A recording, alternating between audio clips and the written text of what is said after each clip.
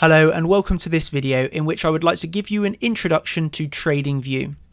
TradingView is a web-based program in which we like to use to do all of our charting and technical analysis.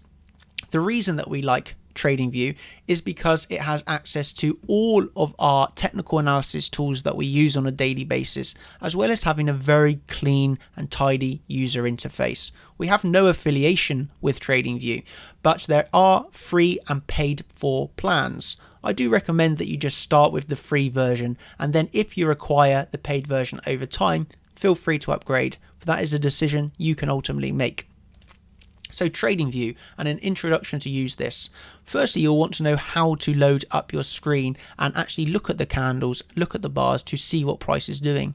For example, we might want to look at Bitcoin over at BitMEX. To do that, we would type in XBTUSD, which is the ticker for Bitcoin on the BitMEX chart, and we would click on the perpetual inverse swap contracts. That would load up our BitMEX chart.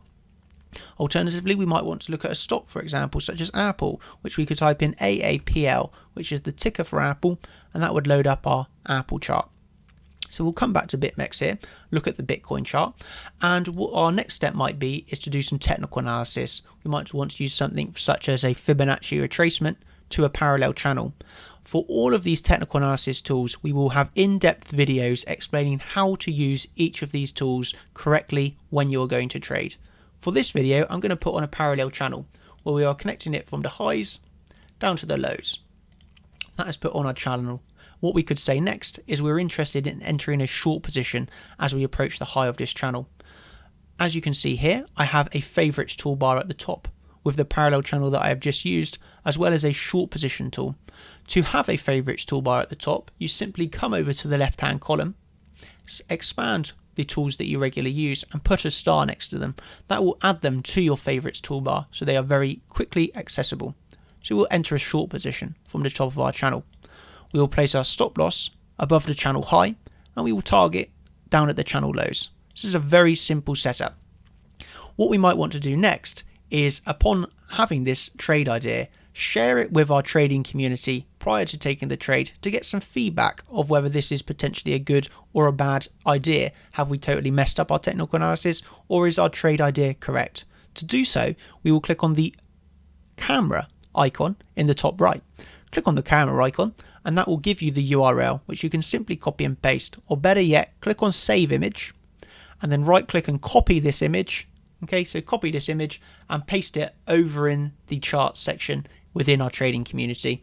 From here, you can paste your chart and ask for some feedback on the chart, and we'll be more than happy to assist you and say whether your idea is along the right lines or not.